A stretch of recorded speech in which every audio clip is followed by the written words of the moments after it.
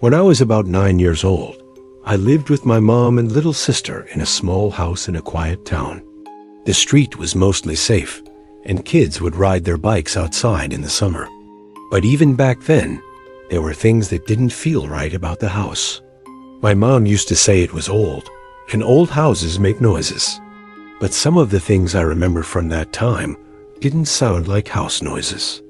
They sounded like something else, something I still don't really know how to explain. The first thing started one night when I couldn't sleep.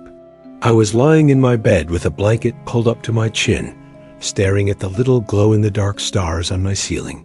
My room wasn't very big, just a bed, a dresser, and a toy chest near the window.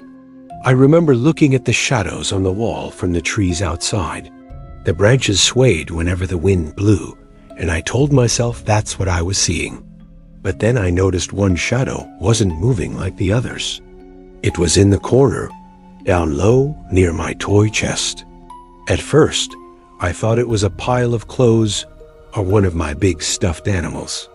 I almost laughed at myself because I thought I was just being a scared kid, but then I blinked and the shadow was gone. I remember feeling cold, like the kind of cold that comes from the inside of your body, not the air. I pulled the blanket over my head and fell asleep. The next morning, I didn't even think about it until I saw my toy chest. It was standing open, like someone had been looking inside. I never left it open because my mom would yell if toys spilled out. I closed it and didn't say anything. A few weeks later, my sister, who was only 5, told my mom she didn't like the man in the closet. I basically froze when she said it because she said it so casually, as if it were just a fact. My mom brushed it off and said, "Little kids imagine things."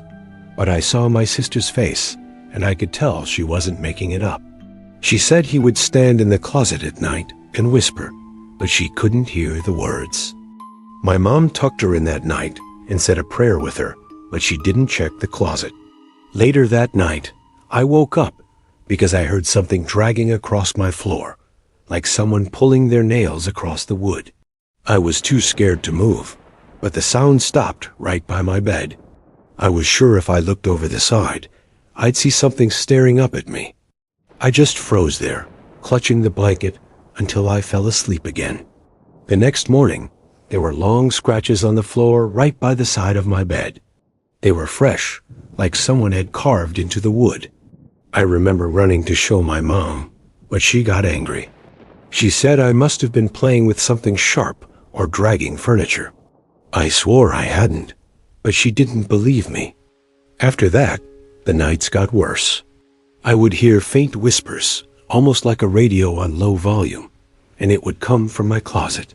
Sometimes my sister would cry in her room, and when I ran in, she would be pointing at the corner, saying, "He's there. He's there." I never saw him, but I believed her. You know when someone's watching you, and the hairs on your arms stand up? That's how it felt. The scariest night was in the middle of winter. I woke up and saw my bedroom door was open, even though I always shut it. I could see the hallway light because my mom left one on for us at night. But then, as I watched, the light in the hall went out. I thought maybe the bulb burned out. Then I heard footsteps coming down the hall.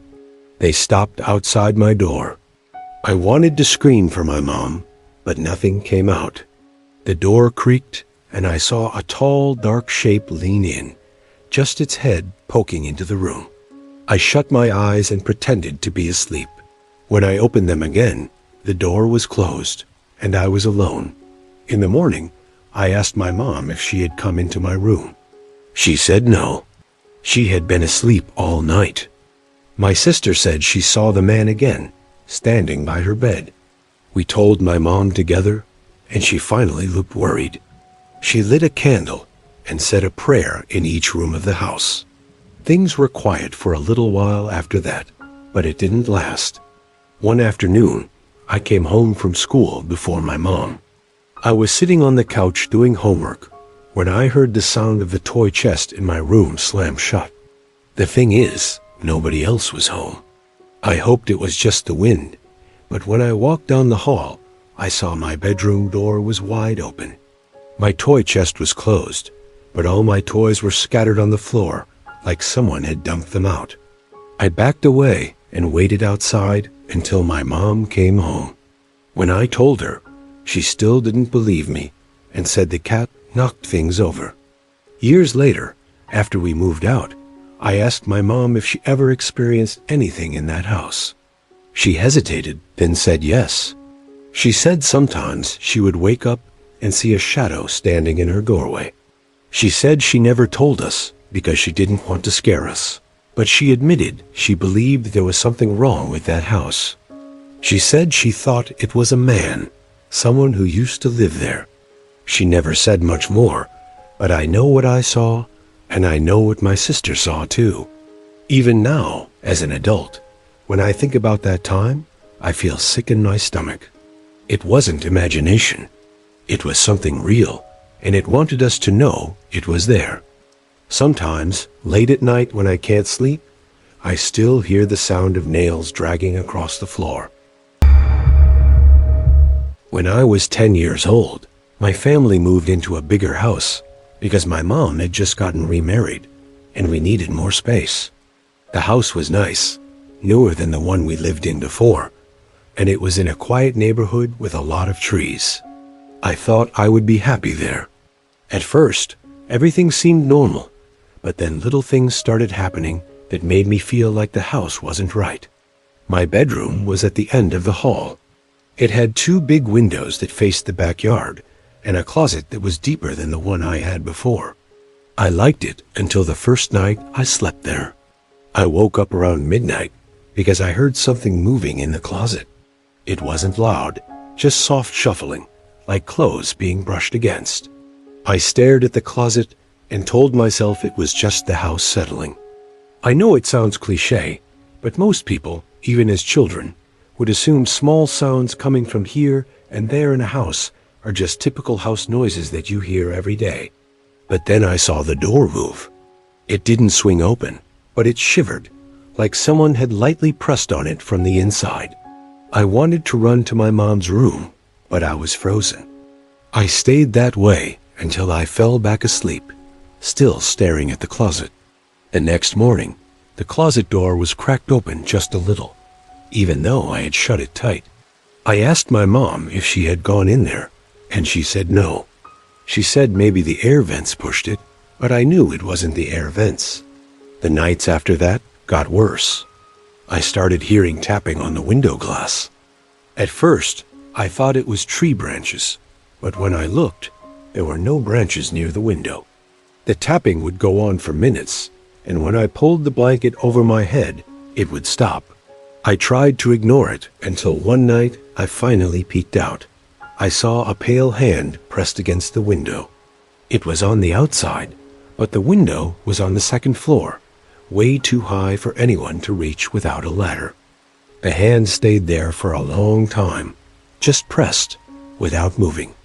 Then it slid down slowly and disappeared. I didn't sleep at all that night. I told my mom, and she started cracking up laughing when I told her. She didn't believe me for a second. When she saw that I wasn't just saying it as a prank or a joke, she leaned more into trying to convince me that I was probably in a half-asleep state and seeing things from my dream. But I knew that was a load of horseshit.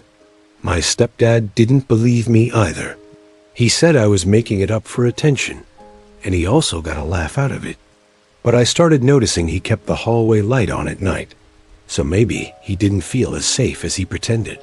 A month later, my little brother, who was 4, started talking about the white lady. He would say she came into his room and sat on his bed. My mom thought it was just his imagination. But one night, I heard him screaming. I ran in and saw him curled up under his blanket, crying. When he finally calmed down, he said the white lady had been standing by his door, just staring at him. He said her eyes were all black. I believed him because of what I had seen at my window. I started sleeping with the blanket over my head every night, but that didn't stop the dreams. I began to dream of the white lady, too. She would stand in the corner of my room, and whisper my name. Her voice was dry, like leaves rubbing together. Sometimes I would wake up and still hear it, faint, but definitely real. One night, I woke up and saw her standing at the foot of my bed. She was taller than anyone I had ever seen. Her head almost touched the ceiling. She wore a long white dress that moved, even though the air was still. Her hair was black and stringy, and her face was pale, like chalk. Her eyes were like empty black holes. I tried to scream, but nothing came out. I shut my eyes, and when I opened them again, she was gone. But my closet door was wide open. After that, I couldn't go in my closet anymore. I begged my mom to let me sleep in her room, but she said I needed to learn how to be brave. I think she didn't want to admit she was scared too. The worst night came during a storm, heavy rain and loud wind. I woke up to the sound of my window creaking. When I looked, the window was slowly sliding open, even though it was locked. I could see the lock turning by itself. The window opened all the way, and I saw the white lady climb in. She didn't move like a person. She floated. Her feet never touched the floor. She drifted toward my bed and leaned down until her face was right in front of mine. I felt her cold breath on my skin. She whispered my name again, and this time I screamed as loud as I could. My mom and stepdad came running in, but when they turned on the light, the window was closed and locked, and no one else was there. They yelled at me for scaring everyone, but I could see in their faces that they were worried. The weird thing about that part of the story is that I don't vividly remember what happened between the moment I saw that lady floating towards me and my screaming. The best I can explain it is that I sort of blacked out for a moment before remembering screaming and having my parents rush into the room. My window was closed again, which would suggest to people that it was just a night terror. That's what my parents believed it was. I think my mom started taking me to therapy for a while because they were worried about me. We lived in that house for 3 more years, and I never got used to it. My brother stopped talking about the white lady, but I think it was because he was too scared, not because she stopped visiting. Sometimes I would hear him crying at night and saying, "Go away." I think he just also didn't want to be forced into going to therapy. Sometimes when it storms at night, I still get scared to even get up to go to the bathroom or get water. I'll glance over at corners of the room, making sure I don't see something tall lurking there. It goes to show how these kinds of things stick with you into adulthood. I'd be more open to believing it was simply night terrors if it weren't for the fact that I saw that hand on my window before my little brother even first mentioned the white lady. I guess this is just one of those freakish experiences that cannot be explained. When I was 8, I rode my bike every day after school. I lived on a quiet street with small houses and big trees. I learned every crack in the sidewalk. I learned where the mailman stopped. One house I liked was down the block. I had to ride near the corner of the block to get a view of the yard. There was a long driveway and a wide lawn. An older man stood in that driveway most afternoons. He'd always wear a hat, and he'd stand where the driveway met the sidewalk and look down the street. When I rode by, he would say hi. He never came onto the sidewalk. He never stepped off his driveway. He would call out and wave, and then go back to watching his yard. I always waved back. My mother told me to never cross the street by myself, so I never crossed to actually speak to the man face to face. And the man knew that. He would call to me from his place and ask about school. He would ask about my bike. He asked if I liked the bell on my new red bike. I even remember once he told me a joke about a cat that made me laugh. We talked for weeks like that. The conversations were short. They were always from his driveway to the curb. He seemed to know small things about me without me saying them, for example. The fact that I had a little brother or my dad got a new car. I never told him these things. I thought maybe he had seen us from down the block or something, like he was just a neighbor who watched the street. One day, I got a brand new bike. It was red with a shiny bell, like I mentioned before. I rode down the block slow, and he called out, "Nice bike." He asked if I wanted to race to the corner. I told him no because my mom would be angry. He smiled and said, "One day." After that, we talked about small things. He told me about a bird that liked his fence, and then about a rule about never stepping on a certain stone. Then he told me a story about a dog that would always bring a slipper back. He sounded like someone who had time to watch small things. I started looking for him when I was on my bike. Some afternoons he was there, and sometimes he wasn't. Then one week he stopped coming out. I rode down the block past the house, and no one stood there. The curtains in the front window were closed. I slowed down and looked at the driveway, and it was kind of weird not seeing the man there. I wanted to ask my mother if I could cross the street. She said no. She said the road was not for unsupervised kids. Anyway, a few days later, I saw a woman in the backyard of that house. I had never seen anyone in that yard before.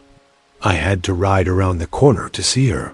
She had her hair tied back, and she held a watering can, so I had to assume she was watering flowers back there. I stopped my bike down the street so she would not see me too close. I wanted to call across the road like I always did, but I didn't. I didn't know if I was too shy or scared of what my mother would say if I were staying out too late. The woman didn't seem to notice me any more than I noticed her, though. A few days later, I rode by again, and the woman was on the back porch. She had a mug in her hands. I sat on my bike and watched for a bit. Then she opened a small side door and went around the house. I pedaled slowly to the corner and waited where the sidewalk curved. I looked down the block just to ensure my mom wasn't outside. Then I decided I would quickly cross the street. I pushed my pedals and crossed like my life depended on it. The house looked bigger from up close. The driveway was long and sloped down to the road. I felt like I was not allowed to be there. I stopped at the end of the driveway near the back gate. The woman heard me. She turned and saw a small boy with a red bike standing at the gate. She looked surprised, but not angry. She came to the gate and opened it, and she asked what I was doing back there. I told her about the man on the driveway and that he used to say hi when I would bike past. I told her he knew my name and that he said he would race me one day. She wiped her hands on her dress like she had been working, and then said the man I described sounded like her husband. I smiled, thinking she would say he went on a trip or he is inside and she LL go get him, but she didn't smile. She said he had died the year before. She said he died in his chair. His name was Harold. I felt a cold space open in my chest. I asked her if she had a picture. I wanted to see him. She went inside and returned with a small frame. The photograph showed a man with the same hat and the same broad smile. He actually bore a resemblance to the man I'd always seen. Then the woman said the photo was new, taken only a couple of years ago. She said her husband had a scar across his cheek since he was young. I looked at the photo closely, and the man in the picture had a thin, pale scar from ear to mouth. I remembered the man on the driveway. He had no scar. He had a round, plain face and smooth skin. The hat matched, and the smile matched, but the scar did not. I told her I once saw a mark on the man's face, but I thought he rubbed his cheek once. She said that that scar had been there for a long time, but that he'd hide it under stubble sometimes. She said again that her husband had died and that no one else lived in the house. She said she had moved back last summer to take care of the garden and that she'd never seen or heard anyone standing in the driveway. I honestly started to get kind of scared at this point. I thanked her and backed down the driveway. I didn't look back into the yard again. I rode home slow and put the bike in the garage. The bike ride back was kind of like how, when you almost get into a car accident, you'll drive home the rest of the way in silence with the radio off. My mom didn't ask any questions when I got home. She just told me to be careful. That night, I couldn't sleep. I thought about the man with the hat. I thought about his laugh and the way he said my name. And I thought about the scar in the photograph. The next day, I went by the house and the curtains were open. Sunlight touched the porch and driveway, but no one stood in the driveway. I waved from the corner, but no one waved back, so I pedaled away.